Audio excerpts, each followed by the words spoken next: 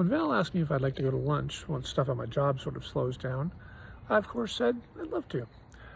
Little did I know there was going to be a really great surprise waiting for me once I got there.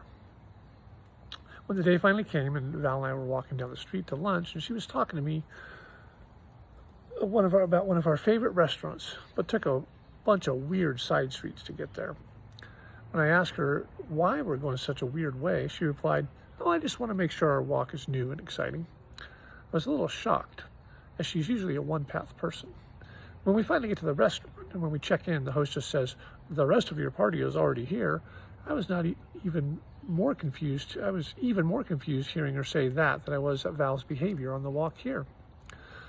When you see our table for the first time, I'm a little shocked because I thought I saw Zoe sitting at our table. Well, I ended up having to do a double take and seeing her and her family for the second time, and I knew it was real.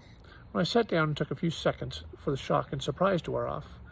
Once the shock wore off enough, I was able to start catching up with Zoe and her family. However, it didn't fully wear off until I asked Zoe, "What are you and your family doing here in New York?"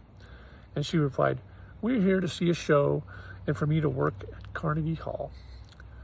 When we started our lunch and caught up, it felt so good seeing them after 4 or so months.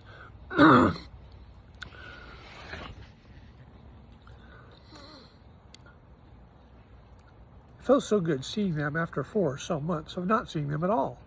We were talking about the movie. I was in at a time when Zoe's family asked me something, and after I answered, they said, "Zoe, isn't this a perfect segue to our..." And she replied with, "Yes, it's the perfect segue, actually." I was so intrigued by what Zoe then pulled out of her bag.